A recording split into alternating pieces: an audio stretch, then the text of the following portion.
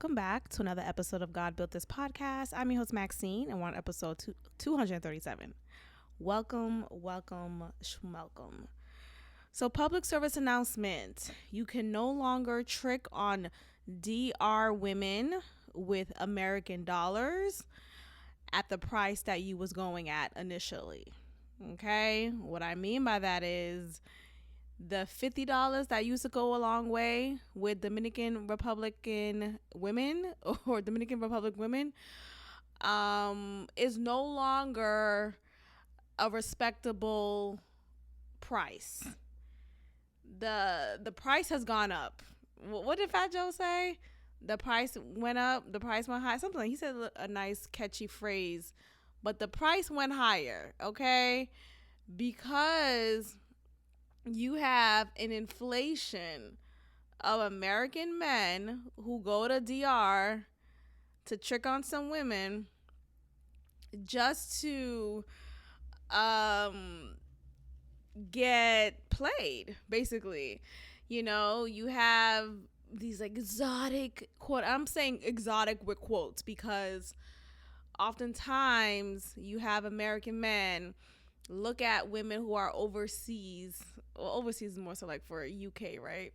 But oftentimes you have American men who look at women who are outside the US as exotic, but they reserve exotic for those who are of lighter skin, of just that more of a European aesthetic, which is interesting. So anyway, because of the tricking that American men have done for many years, and recently the lack of order that has been done is really making an imbalance. So there's this guy on TikTok who I saw on my Twitter feed giving a PSA. And basically he was saying that, you know, you're messing up the imbalance when you pay the women in DR more than $50, for example.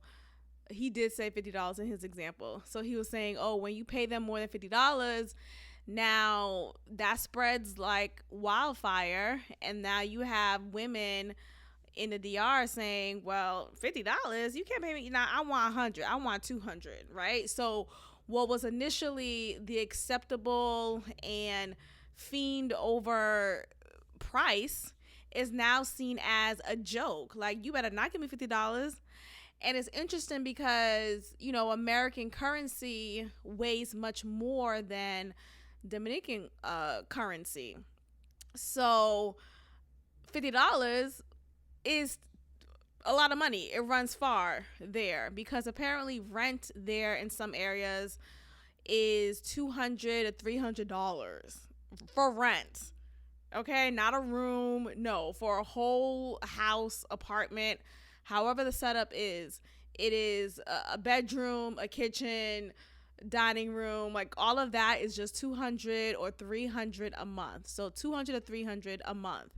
And that will, you know, if you're giving women the price of their rent, of course they're going to see this as a come up, and they're going to want to continue to trick off of you. And now the price has gone up.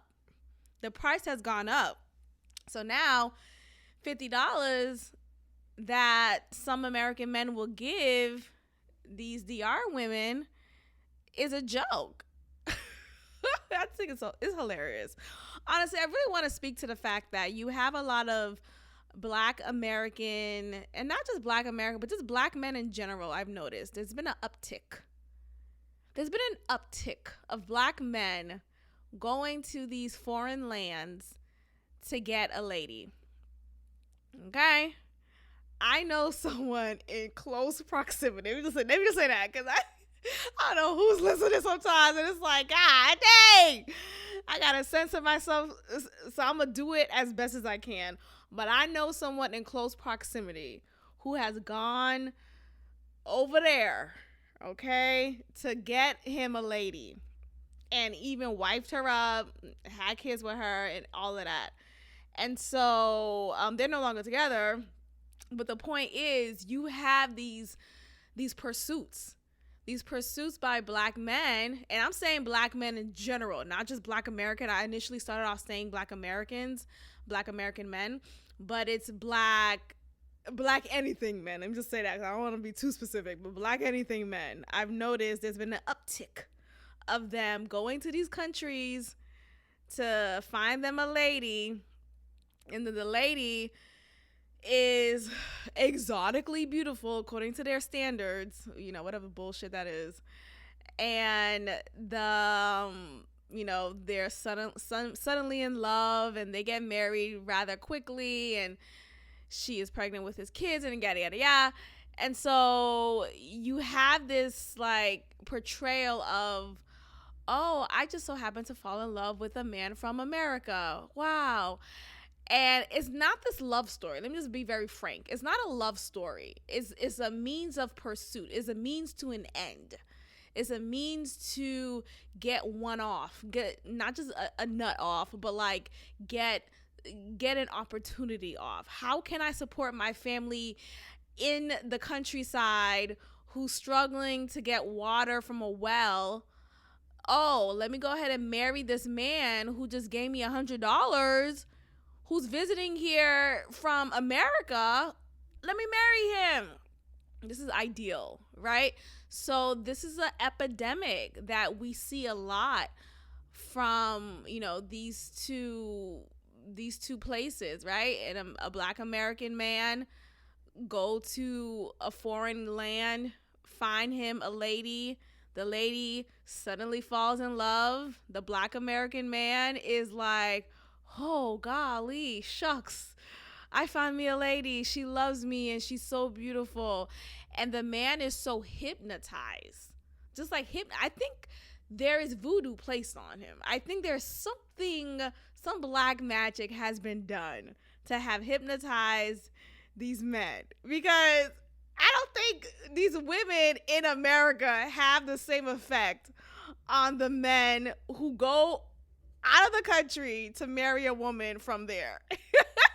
Because you have women in America trying to get their man to finally propose, finally commit, yet women out of the country could get a guy who they met 2 weeks ago to immediately just pack up all her things, all her family's things, and move her to America and marry her. What is that? It's black magic. That's what it is. It's dark magic. That's what it is. It's sex magic. That's what it is.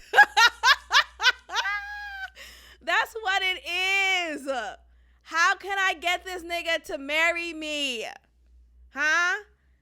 I want to come up off of him. I want to move to America. I want an opportunity, a freedom.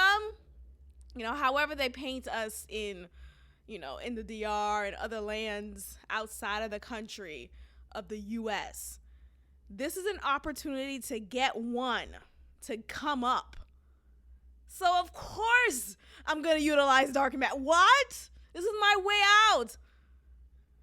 So, anyway, God bless. I just want to just give a shout out to these men, these black men out here who are just risking it all for the name of love, risking it all for the name of exotic love. But anyway, the PSA was originally about don't up the price. Keep the price at $50 or however you had it initially. Don't suddenly get got by these women. So he was giving just a support message out there to men to kind of shape up, get it together. Don't get played by these women and yada yada yada. But suckers will be suckers. Suckers will be suckers. Suckers will find a thumb to suck on. Suckers will be suckers. And so it is. Speaking of suckers, you have Larsa Pippen, who is now in a relationship with Michael Jordan's son. And the irony of this is, so Larsa Pippen, she was married to Scottie Pippen, who is a basketball player. And did he play against Michael Jordan? Or they were just in the same team and they just didn't like each other. You know, I don't really know things like that. But the point is, Scottie Pippen and Michael Jordan have beef. For what reason, I'm not sure of. I'm not aware, but they have beef nonetheless. I don't know if I think it's a long-standing beef from what I could gather. And I'm sure it's some rufflings of just difficulties from when they used to ball together. Now, so they've since been divorced. I feel like their divorce wasn't too long ago. They were married for a significant amount of time, and they finally got a divorce. Now, I'm sure it's for, you know, obvious reasons why celebrities get divorced nowadays. And now Larsa Pippen is dating Michael Jordan's son, whose name is Marcus Jordan. So keeping the MJ alive. So Larsa Pippen has recently stated she is willing to change her last name to Jordan if she marries her boyfriend, Marcus Jordan. The couple's relationship has garnered attention due to their significant age gap of 16 years, as well as Marcus's famous father, NBA legend Michael Jordan. She said, quote, "I would definitely change my last name for whomever I married. That's for sure," Larsa says. So some more background on, so there's a 16 age gap between the two. So Larsa is, I think she's like 48. Yeah, she's 48, and Marcus Jordan is 32. Okay. And that right there, I don't really care about that. Like, the age gap is really not a big deal. Okay, so what? 16, 15, how many years difference? That's not a big deal. I think the big deal here is it seems manipulative. It seems petty and like just a way for her to get at her ex-husband, Scottie Pippen, because for so long they have had beef with each other, and it just seems so coincidental for her to not just meet, because I think she's already known Marcus Jordan because of, you know, their 6 degrees separations, you know, or less than that they have. But it's just so coincidental for her to be in a relationship with him, knowing that her ex-husband has this long-standing beef with his father. So Larsa Pippen and Marcus's relationship has raised eyebrows, with some people questioning the unusual dynamic. Larsa explained that she only met Marcus a few years ago and had never met his father, Michael Jordan, or his family before. And I feel like that's a crock of shit. It's a crock of shit. You can't tell me she's never met Michael Jordan until recently, until a few years ago. Come on. She hasn't crossed his path. They haven't been in the same circles. That's a crock.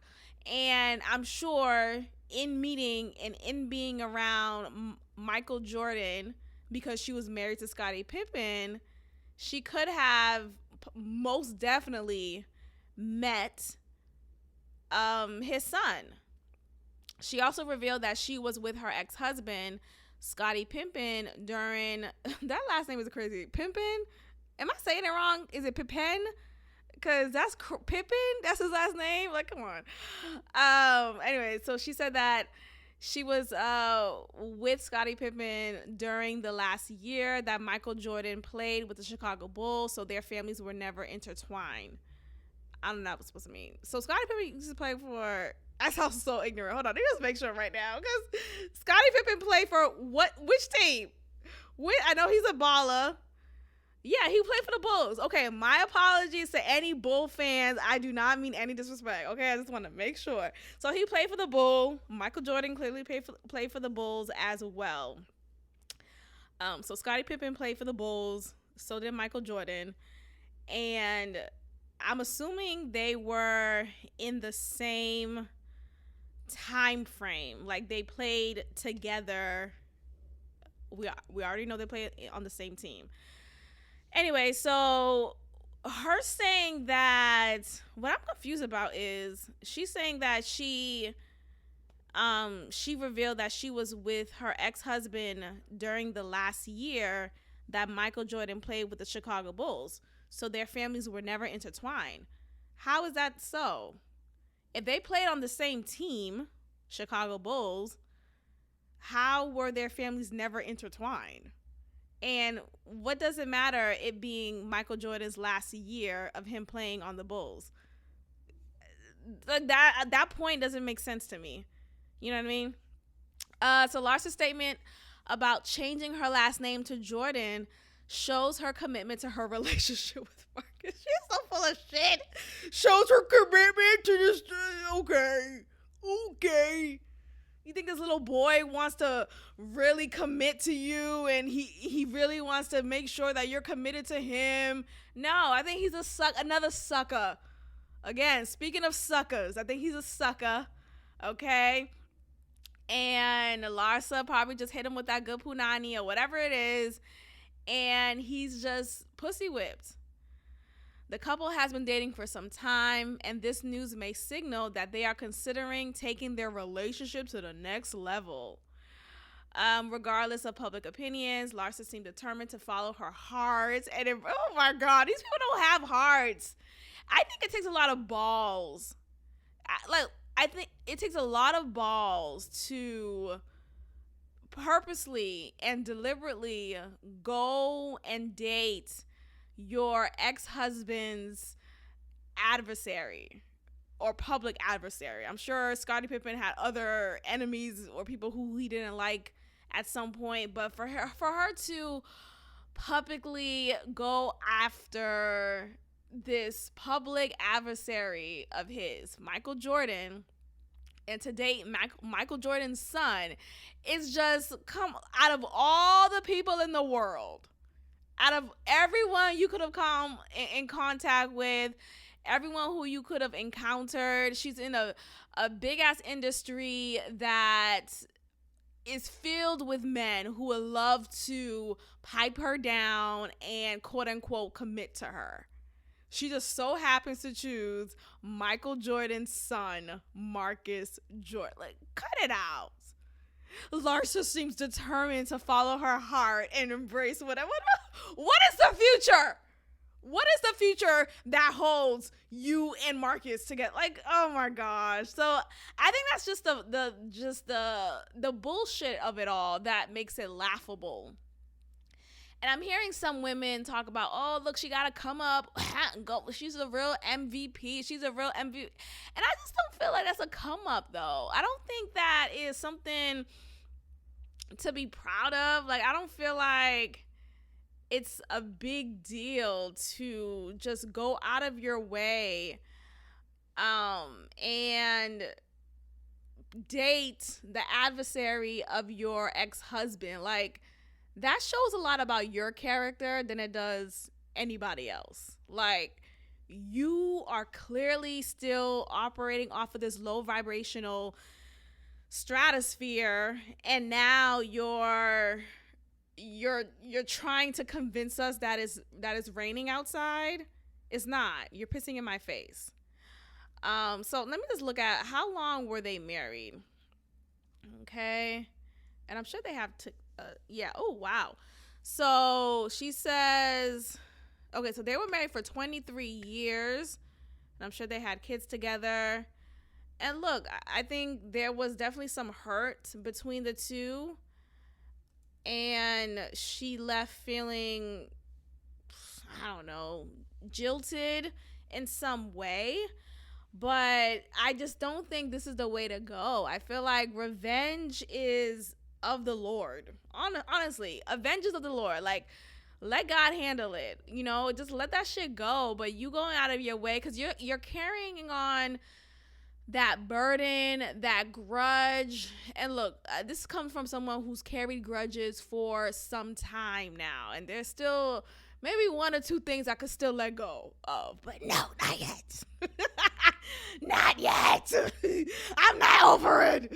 No, but I mean, for the most part, I'm good. But I think ultimately, there's just there's no joy in holding on to grudges. You know what I do? I notice that I hold on to little things that didn't make my day good enough or even perfect. And I know there's no such thing as perfect, so I'm trying to move away from that word, but it's so hard. But if it's not, I just think to myself, if something bothered my good day meter, right? What could reach a good day for me, and then, this comment really ruined it.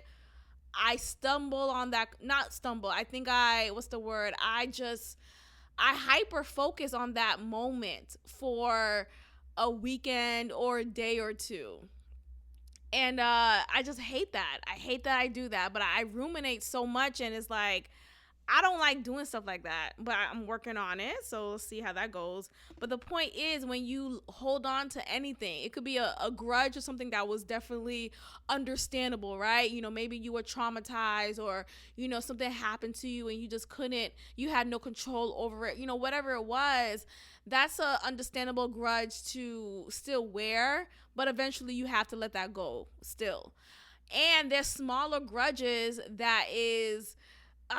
so it's such a nuisance. It's such a nuisance that you find yourself still ruminating over it, that I just can't let it go. I can't let it go. Maybe someone said a funny comment to you that was kind of offensive, but you didn't speak on it right then in that moment.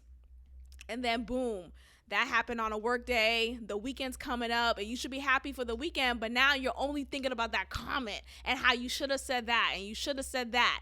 And now I'm the type of person, like, I could ruminate on something so little, and I get so mad that the next day is the weekend because, dang, I don't have an opportunity to immediately recreate that moment again, right? Like, oh man, I can't go back and be like, well, what you said earlier, or, go back in their presence for them to possibly say what they said to me before again. And I could now finally tell them what I rehearsed in my mind after ruminating it over 12 hours. Now I have to go into the weekend and wait until Monday to finally say what I wanted to say because I've been rehearsing it. That's what goes on in my head. And that shit is like, look, mama, if you don't let that shit go. Well, yeah, it'd be like little things. I just like, like if someone pronouncing my last name incorrectly, it's like, oh my God. I feel like every time something happens I don't like, I have to speak on it right then and there. And maybe that's something I need to work on. Like, maybe I don't need to really, like, maybe it's not a big deal. But in my head, it's a big deal. Anyway, they glorify Michael Jordan while not giving nearly enough praise to... Oh, that's the beat. Well, I don't know if there's more to it, but this is a quote that I just found out from Scottie Pippen, who said... That last name is hilarious. Like, and I've said his name before. I guess me saying it so many times over and over...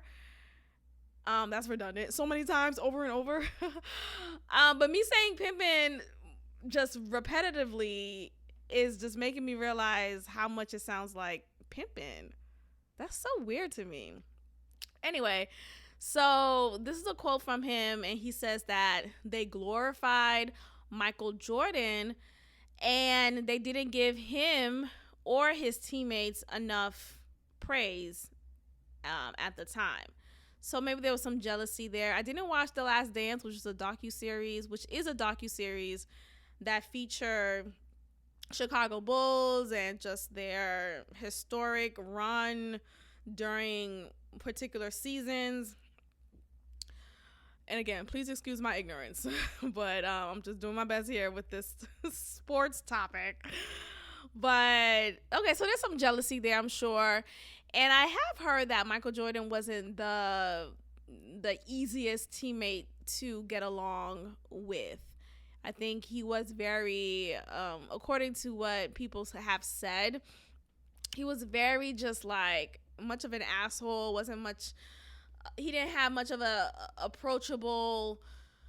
He didn't have much of an approachable nature. He was just very focused, which is a good characteristic, but he lacked the people skills to work together as a team. I think he came across more selfish in a negative way than people outside of people looking at him as a legend recognize him as, so I think that is a part of the beef that they have.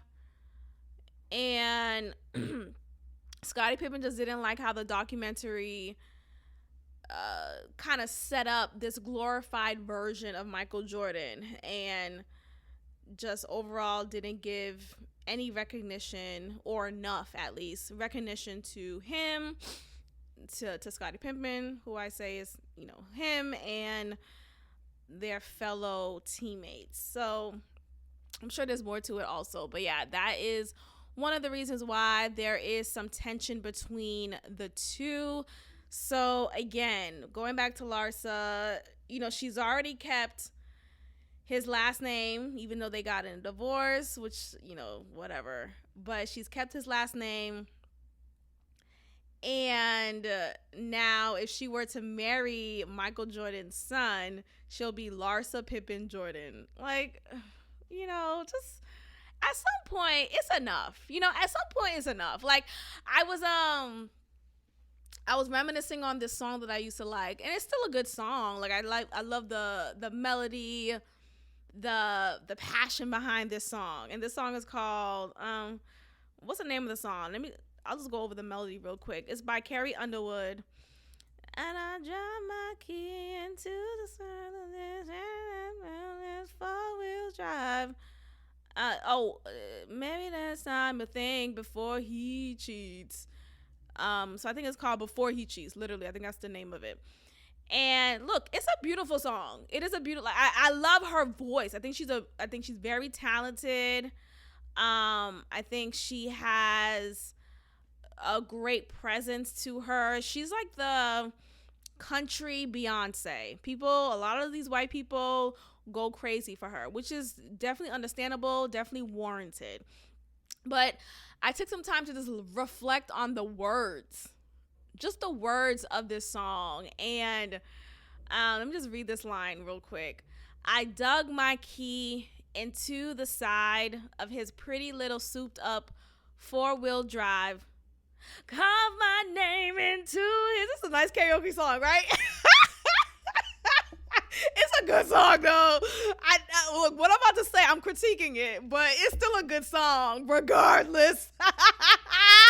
You better dug that key. But here's the thing. That's not okay. You know what I mean? Like, okay, let me just read it off. I dug my key into the side of his pretty little souped up 4-wheel drive. Carved my name into his leather seats.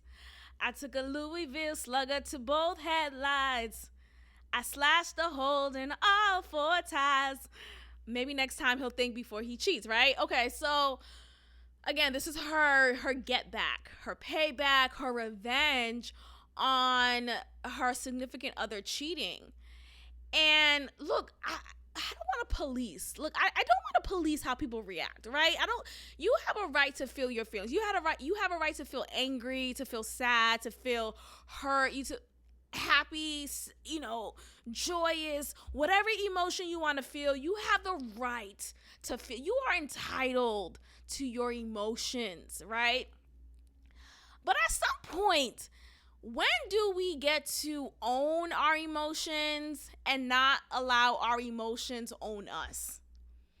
I just don't want to get to a point in my life when I am proudly saying I'm dugging my key into the side of his pretty little souped up 4-wheel drive. I just don't want to get to that point, and I'm sure no one wants to get to that point, but I just don't want to brag about it. I think there was this level of brag that is stemming from this song. People are singing, which is a great, I'm telling you, it's a great karaoke song. Of course you're going to sing with all your might, but I think there are many people who believe that this is the route to go. You do me wrong, I'm going to vandalize your car. And I just don't think they equate. I don't know. I'm just not a violent person. I don't like to use violence. Maybe it's just that. But hey, I used to I felt this way since I was in high school. I remember there was a moment, it was a Jasmine Sullivan song, when she,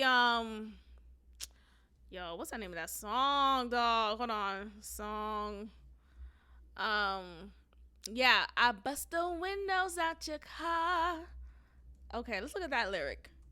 Okay, look at those lyrics real quick. Okay, I bust the windows out your car, and no, it didn't mend my broken heart. I'll probably always have these ugly scars, but right now I don't care about that part. But this is a good karaoke song too. These songs are dope. Never mind, y'all. I just think we have to have a limit, right? Like, we could sing these songs, but like, actually don't do these things, because you could go to jail. Am I the only one who cares about that? I know some people's like, I don't go fuck. He cheated on me. I'm a blow up his house. But don't.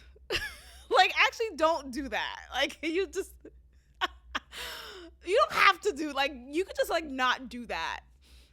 And what I feel like what really sets me off is the fact that you have these like outlandish ways of getting him back, right? I'm gonna get him back by busting his car windows. I'm gonna get him back by burning his clothes. But shit, give it a weekend. That nigga's back in your house. Y'all back in the bed. So like, what are we doing? You did all that for what? So I just don't like these like big ass portrayals and these big ass gestures of anger. I'm so mad at you, right? You betrayed me. You hurt me. But now you're back in my bed. Even though I burned your car down and, sliced the tires and, it just doesn't do anything. What does it do? We could think of some productive ways, There's apparently there's this like war room trend that's going on, in which you go to these facilities that have these breakable items that you could tear up, break apart in your scheduled rage, right? So if you have some built up anger that you want to finally release in this capacity, you could schedule to do so, pay a fee and do so, and get a bat, or they give you a bat, and you bang up the room. And look, maybe that is a way for some people to release their anger. I just don't think we should normalize going about our emotions in a way that could land us in jail. Am I a nerd? Is this giving nerd? I don't know, but just my 2 cents. Moving on.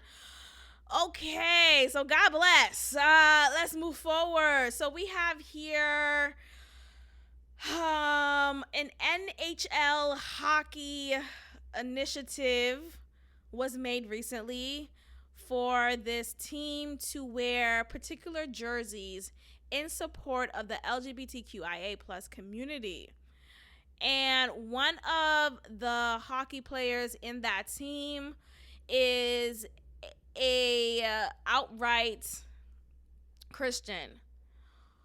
And he was not okay with this initiative, and he didn't appreciate the pressure that was put upon him and his teammates to wear this particular jersey in support of LGBTQ kids in allyship. So this guy, his name is James Reimer, Reamer. That sounds like a porn name. Speaking of porn, James Reamer, who is he a redhead? I think redheads are so cool. If I ever was white at some point in my past life, I probably was a redhead. I just think they're so cool looking. Anyway, so James Reamer is someone of faith who believes in Jesus Christ. And he delivered this statement recently about this initiative. And I think he really did a great job expressing himself without being disrespectful and while still holding on to his personal values and convictions. So he said in this quote, "Under the umbrella of the NHL's Hockey is for Everyone initiative, the San Jose Sharks have chosen to wear jerseys in support of the LGBTQIA plus community tonight. For all 13 years of my NHL career, I have been a Christian, not just in title, but in how I choose to live my life daily. I have a personal faith in Jesus Christ, who died on the cross for my sins, and in response, asked me to love everyone and follow him. I have no hate in my heart for anyone, and I have always strived to treat everyone that I encounter with respect and kindness. In this specific instance, I am choosing not to endorse something that is counter to my personal convictions, which are based on the Bible, the highest authority in my life. I strongly believe that every person has value, and the LGBTQIA plus community, like all others, should be welcomed in all aspects of the game of hockey." End quote. Again, this is by James Reamer, or this is Reimer, who is an NHL hockey player of the San Jose Sharks. And I commend him with this statement. I think this is pretty courageous to stand in your convictions, especially in the times that we're in, when saying, hey, you know what, I'm not going to do that because that doesn't abide by my convictions, that doesn't abide by my personal beliefs. You're immediately labeled as a homophobe, a transphobe, a phobe. Like, first of all, shut the fuck up. That's starting off number one. But I think he did such a great job packaging his statement in a way to let you know that, look, because I follow Jesus Christ, I know that it's important to love everyone, and I stand by that, right? I follow him and I love everyone, and he's taught me to love everyone and to not have any hate in my heart. And in doing so, he is also strongly standing in his convictions and saying very frankly that he will not endorse anything that counters his personal convictions. And I just love to see that, because you do see nowadays some people who were brought up in the faith, who were brought up in, just kind of like old school values, traditional values. They are feeling weakened in a way. And not just weakened, I feel like they just don't have a voice. Suddenly it's like, oh, well, that ain't got nothing to do with me. I have no comment. Everyone's everyone. It's like, okay, that's not the point. Right? Like, I remember having a conversation with someone, and I was like talking to her about like, her opinion about X, Y, and Z. And she was just like, yeah, like she just had no opinion, obvious. Like suddenly she was fucking mute. And it's like, what happened to like, not just being a follower of Christ, but having the boldness of Christ, right? Having the conviction of Christ. So I don't know. I always commended people who have bold in their spirit. I think it's very commendable to stand strong on whatever it is and be like, hey, what it is, I stand 10 toes down. right? And there's a way to still be convicted and bold in your convictions and be respectful and be kind and be loving. You know what I mean? Like, I have obviously, y'all know, y'all been listening to me for a while now. Thank you so much. And I've shared many opinions that are not of the popular narrative or, the politically correct speech. And so I would say there is strength in that. And it's better to just go forward and just be like, hey, it is what it is. But I don't treat anyone differently. I have gay friends. I really don't see the problem when people say that. Like, I have gay friends. Okay, that's good, right? I think it says a lot. But here's the thing with that. Oftentimes, we are in homogeneous groups, right? Your friends, your peers are people who look like you, who think similarly to you, who come from the same background as you, right? So oftentimes we are in these groups, these pockets of friendships that are of the same type, right? So when someone who is not of that type says, oh, I have friends, I'm friends with black people, I'm friends with gay people, I'm friends with, trans people, right? Whomever, I think that's a good thing. I think it's not pandering. It's not like baiting you to be distracted by this one quote unquote token minority friend. It's like, no, I'm making a point that it's easier to befriend someone who's like me. But instead, I organically have developed friendships with people who are not like me, who come from different backgrounds, who have different lifestyles and different ways of anything or whatever, and we still get along, we still connect, we have a great sense of humor, right? We have similarities, we have similar characteristics, and I don't judge a friendship based off of, is this person gay? I can't be friends with, I'm not friends with someone because they're gay or they're trans or they're whatever. You know what I mean? Like, it's just, how's your heart? Do you know how to treat people? Are you kind? Are you considerate? Do you make me, are you funny? That's a prerequisite. Can you make me laugh? Oh, you can't? Yeah, it's not gonna work. Are you a fucking sheep? Because that's another issue. Anyway, so shout out to him. I think it takes a lot of balls to come forward and be like, you know what? With all due respect, it's going to be a no for me, dog. And I still respect people. I still think people deserve equality. But it's going to be a no for me, dog. This is a no for me.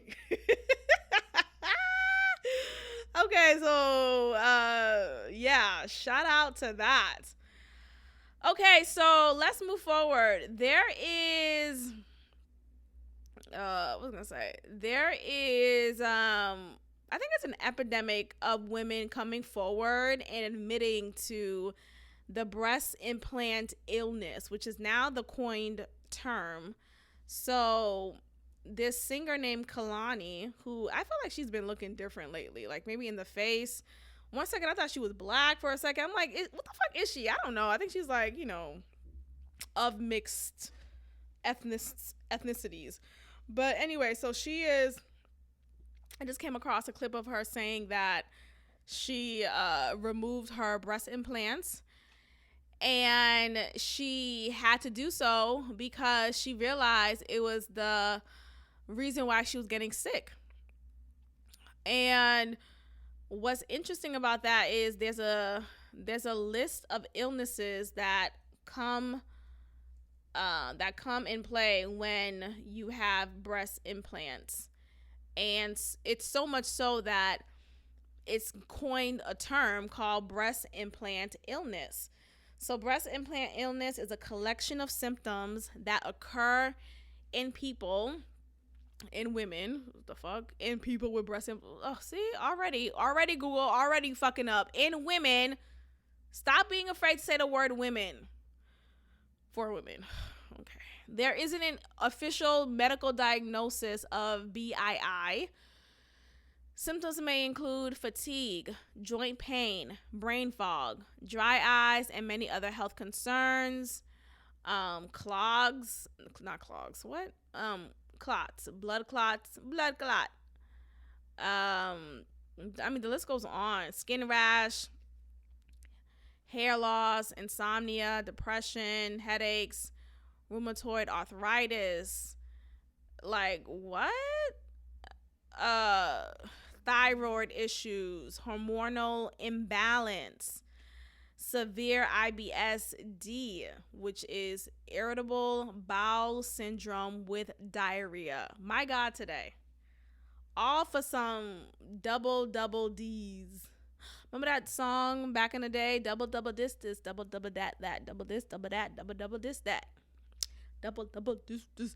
So that is just many of the many symptoms that come into play for a cosmetic surgery, for a plastic surgery trend that was seen to be the beauty standard, the encourage augmentation to be seen as beautiful and wanted in the field of entertainment. And now lately we're seeing more and more celebrities, whether it's a socialite or an R&B artist, coming forward and saying these enhancements, quote unquote, are not worth it. You know, they have made me sick and I had to remove them. You know, so many of these celebrities are saying that. So you have Kehlani, Black China talking about that. And again, if you want to listen to that episode, go ahead and become a patron for last Friday's episode. Yeah, last Friday's episode. And so you just have so many examples of people, of women specifically, of women getting surgeries such as breast implants, buttocks implants, BBLs, all of these surgeries that are plainly about vanity. And, you know, the argument could be, oh, well, it's their body, their choice. What's the big deal? Their body, their choice. The big deal is it's stupid. That's the big deal. Like, that's really it. Like, stop it with this whole your body, your choice. You know, because you have many people regretting that choice. You have many women saying, I should have never did this. Or I'm suffering. I'm suffering immensely because of this stupid choice that I made on my body, my choice. And this is what happens. So yeah, that's why it's a big deal. Because there's an epidemic of women who have fell victim to this standard of fake beauty. So it is a big deal.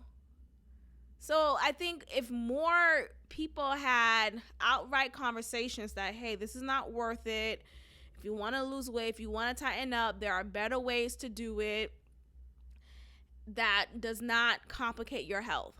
So please reconsider.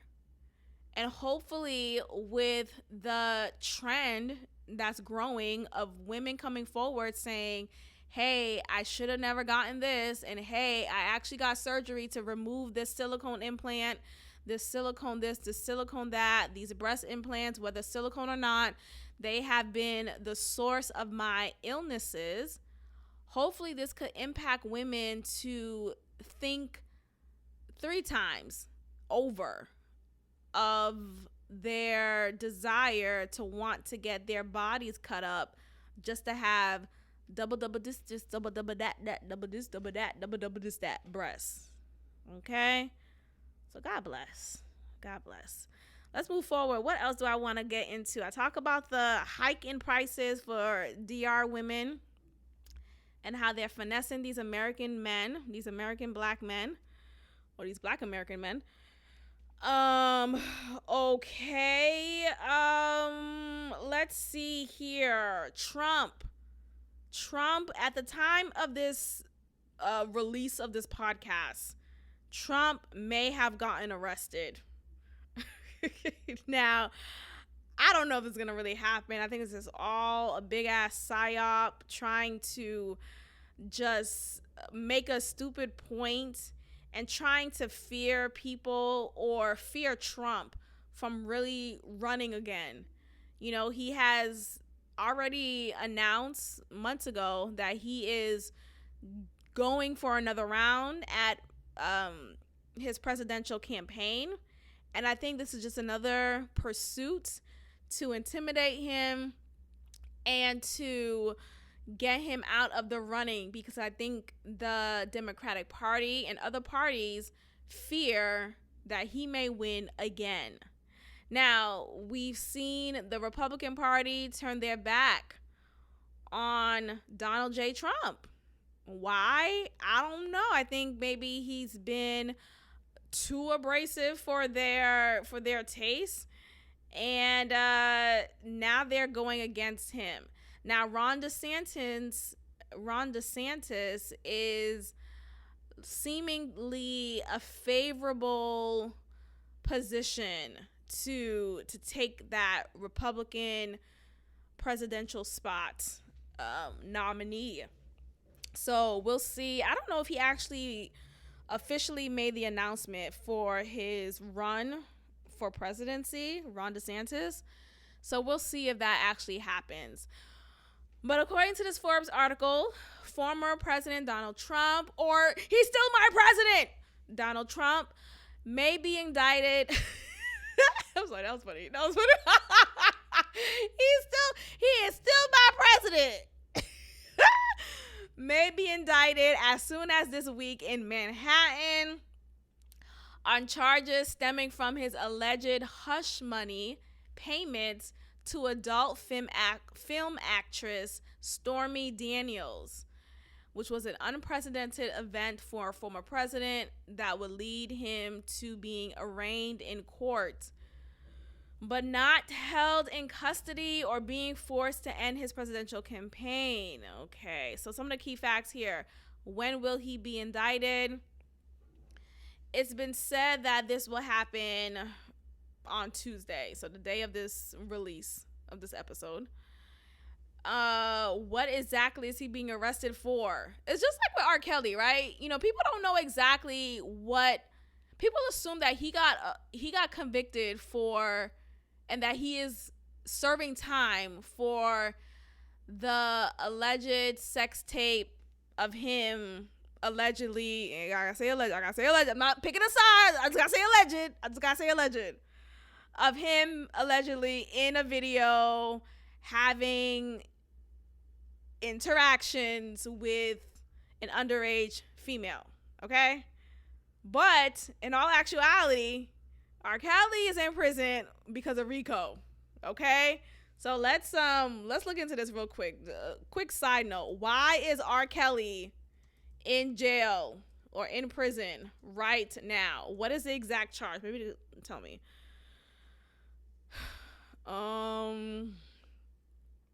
Okay. Yeah, RICO is racketeering, okay? So that's what RICO is. And it says here, oh, shit, I was just on it. Hold on. The disgraced R&B star R. Kelly was sentenced to 30 years in prison. He was sentenced in New York. He spoke at length before issuing the sentence. The case is not about, this case is not about sex. It's about, it's about violence, cruelty, and control, yada, yada, yada. Okay, so he was found guilty of charges including sexual exploitation of a child, racketeering, bribery, and sex trafficking. Okay, well, never mind. Maybe I was wrong. But it wasn't specific, though. It just says, I'm trying to find, you know how there's a list of things you are charged for this crime and have been found guilty for this specific crime. It's just listing a bunch of words that doesn't reference me to a particular case. So my point actually still remains. Is he found guilty, and is he serving time for that alleged sex tape? I don't see that here. Instead, it just gives you an umbrella of things. Oh, child exploitation and racketeering and bribery and sex trafficking. First of all, you go to jail for bribery? I bribe kids all the time. It's a joke. Fuck. Don't approach me. But racketeering, you know how many freaking drug dealers are in jail because they were allegedly found to be a part of a gang that happened to be this big drug dealing team in that area, and they just was in the wrong place at the wrong time. You know, my point is some of these charges are blanket statements and they're not specific to what I'm looking for. What are you talking about? Sex trafficking? Specifically when? What are you saying? When? What is the case? What is the actual charge? You're giving me these umbrella terms. And I'm not saying this in defense of R. Kelly. I'm not. I'm just saying. I must still listen to his songs. Yo, is anything fucking serious for me? Life is a joke. Like, you gotta laugh. Anyway, back to Trump. What exactly is Trump arrested for? It's expected that any charges against Trump will be for falsifying business records tied to the hush money payments to Daniels, as he allegedly reimbursed ex-attorney Michael Cohen for paying Daniels through the Trump Organization, labeling the charges as legal fees, which can be a felony in New York if they were falsified to cover up a crime and could carry a prison sentence of up to 4 years. Blah, blah, blah, blah, blah. First of all, Trump is not the first president, politician, any of that who has given out money to hush a bitch up. Can we be fucking for real? BFFR. BFFR. Can we be for real? Cut it out. I feel like they're trying to make him an example right now, and I'm not trying to be a Trump apologist, but they're using Trump as an example right now to prove to America, to the masses, that this behavior will not be. Oh, really? It won't be tolerated? It was tolerated with JFK when he was flying in college-age students, college-age girls to the White House as his interns, but they were sucking him off. Huh? Where was his arrest then? So the point is, it's selective outrage. It's selective arrests. You know, same thing with R. Kelly. It goes back to R. Kelly. Like, people, like, there are many people who are going through the system just fine. Just fine. I'm trying to work on my Trump accent. It's just fine. I'm working on it. Every time I hear people do it, I'm like, I could do it. And I'll try it, and I feel like I got it. But when I get on the mic, it's like, I'm nervous. Anyway, but again, it's selective outrage. You have mad motherfuckers going about life, breaking one crime, one law after another. But all of a sudden, this guy gets pinpointed. What about all the other men who did the same thing? So going back to R. Kelly, he wasn't the only guy allegedly having relations with underage women. Okay? Trump is the only president, former president, current president, politician who has given out money that wasn't legal to do. You know, like to hush somebody up. You know, this whole idea of he's deplorable. He got indicted and yada. It's like, oh, kiss my ass. What happens after the grand jury votes? What happens is, if the grand jury votes to indict Trump, the indictment will be filed under seal, so it won't be made public until Trump's arraignment in court, unless the Manhattan District Attorney makes it available earlier. Will he surrender? So Trump's lawyers are expected to negotiate with prosecutors a date and time for Trump to turn himself in to the authorities after he's indicted, because what they wanted to do initially was really make this whole showcase, make it all play out on the stage, and arrest him in public, have him in handcuffs, pin him down like he's this like freaking burglar. Like, can we be fucking for real? Let's be fucking for real. Could DeSantis block Trump from being arrested? Experts cited by Insider note that while DeSantis could possibly delay Trump's extradition, his approval is really an administrative formality, and he wouldn't be able to totally stop the ex-president from being charged. Okay, child. Well, God bless at this point. Let's wrap it up with this last article here. A 44-year-old woman built up enough FU money to retire early. And I read this article and I was like, y'all gotta be kidding me with this propaganda of, hey, if I did it, you can too. No, I can't. No, I can't. I can't. No, I cannot. Okay? Because people are missing the point. In this article, this woman here, her name is Charmaine Shy. That's not her real name, but let's go. I don't think it's her real name, at least.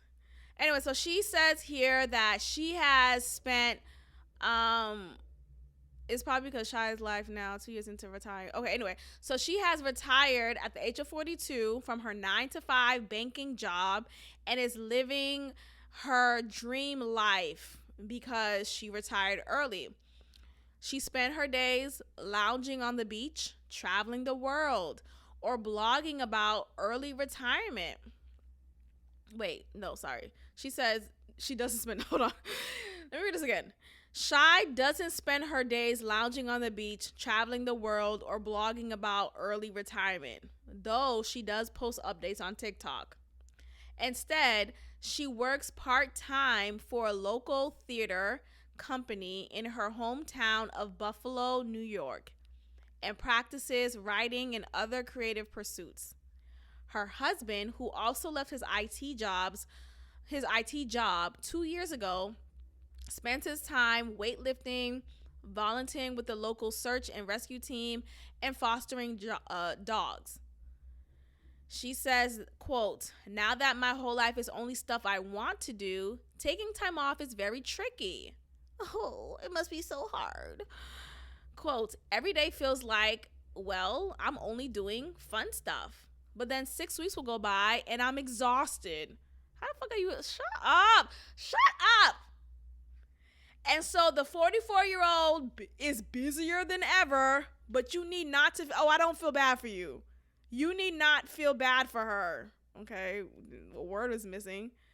That was always the point of trying to save as much as possible in her 30s. Oh, and here's the thing with that bull crap. First of all, financial goals are a myth. It's like they're not a myth, but like they're not this like easy come and easy goal to accomplish. Like, it's not this thing that you just put aside $20 and $30 every check. Okay, you could do that, sure, that's fine. I'm not opposed to saving, but I'm opposed to this picture being painted to us that, oh, it's easy to have $5,000 saved up, but in 3 weeks, or, they set this time limit, and it's like, no, it's not. Even if you do the whole prerequisite of, oh, well, I immediately send some money from my paycheck and directly deposit it to my savings account, and immediately I pay myself before I could spend the money, right? Cool. I think that's a great method too. I do the same thing. Okay. And shit happens. daily, right? You know, whether it's a car expense that you can't get away from, whether it's insurance, whether it's just you just catching up on some things or whatever it is, or whether it's an impromptu trip that you have to take. And that's not even on some like, oh, I just have to take this trip to Paris. No, it's an impromptu weekend trip real quick for whatever reason. And the point is, the money that you save up is not just this untouchable money. No, you find yourself diving back into that same savings pool and taking about $20 or $30 out, or $40, $55, you know what I mean? So this idea of, oh, just save and you don't, and then it's locked away. No, it's not. Because when you're in dire need, or when things happen and things consistently happen, right? Because life happens, you have to go and withdraw some funds from that savings account. Anyway, and also this article, she just like casually says, oh, I saved as much as possible in my 30s. You know, I didn't go out as much. I ate beans and bread for a week straight, or whatever the fucking reason is. And it's like, girl, you worked a banking job from 9 to 5. So you was already up in that percentile of making good money. That's a high paying job. Your husband, you're married, right? So you have a significant other who is alongside with you in this thing called life. And he is working in IT.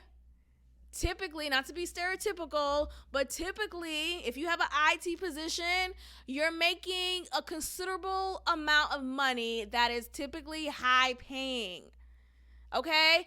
And both of you guys are just supporting each other, right? So in times when she may be quote unquote low, he got her. And vice versa. So there's no room for error, because you have that backup cushion. So this idea of, oh, I saved as much as possible. No, you had enough money to do so.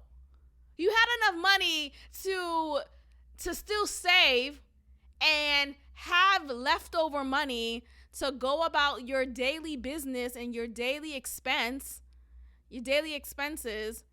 And you have the support of another financial contributor in your life who happens to be your husband.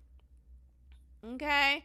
So now she is leading into her retirement, and both of them are retired people who work for fun, who work because they're bored, and they volunteer and they foster dogs. And it's just, I don't know, I don't want to end this podcast, this episode with this negative ass tone, but my golly dang, when I came across the headline, I was like, let me just go ahead and read this real quick. And I just rolled my eyes so hard, because they push this agenda of, oh, all you gotta do is this. No, it's not. Because you know what she had? She had someone who she was married to who was making a lot of money just as her, and it was easier to do that. So, okay, cool. She spent 5 years in her 30s saving, so that by the age of 42, she was able to retire. Like, that doesn't even make sense. And the only way it makes sense is because she worked a high-paying job, and her husband also worked a high-paying job. They're married, so their expenses don't feel as draining, or has, whatever the word is to make you feel like everything's just on your back, burdensome, because you have that support already attached to you. Anyway, just fuck this bitch. Fuck this bitch. Fuck Yahoo Finance for producing this article, as well as other publishers. Man. All right. Well, thank you all so much for listening. I appreciate every listen, and I will check in with you all next time. Peace. Thank you for tuning in to another episode of God Built This Podcast with your host, Maxine. If you liked it, leave a review, share, and subscribe. God bless.